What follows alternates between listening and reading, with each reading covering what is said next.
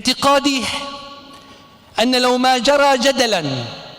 جرى جدلا في غزة وفي فلسطين كان بإرادة إيرانية، لكنت على يقين بأن هذه المعارك هي اتفاقيات بهيئة معارك تهدف إلى تحقيق مكتسبات سياسية، بهيئة معارك افتراضية تهدف إلى تحقيق مكتسبات سياسية،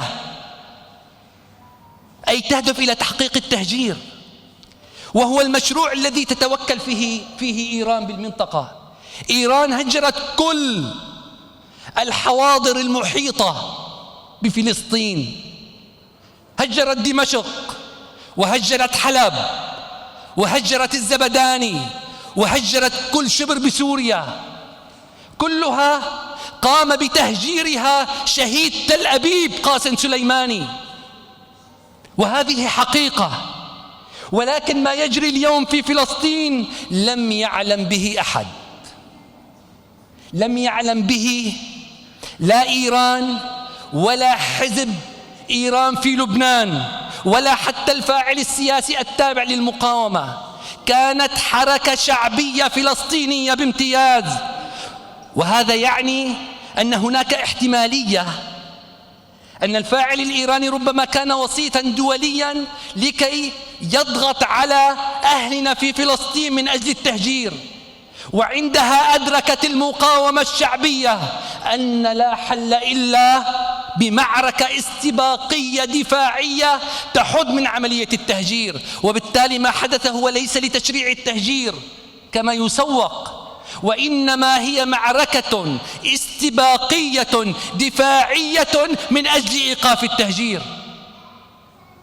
عندما أدركت المقاومة الداخلية جدية المشروع واقترابه، بل جدية العالم وعزمه على القضاء على المقاومة، لم يكن أمام هذه المقاومة الشعبية خياراً على الإطلاق.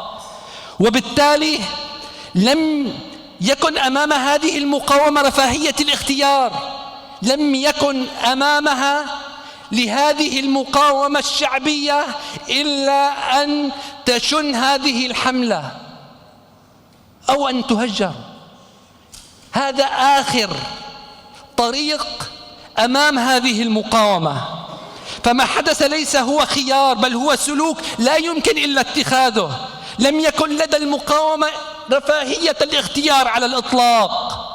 ما نشاهده هو معركة دفاعية استباقية، ما نشاهده هو انقلاب اجتماعي ثقافي فلسطيني على الواقعية السياسية، ما نشاهده هو انقلاب الواقعية السياسية هو انقلاب الواقعية الاجتماعية على محور المقاومة الإيراني الذي يقود التهجير في هذه المنطقة.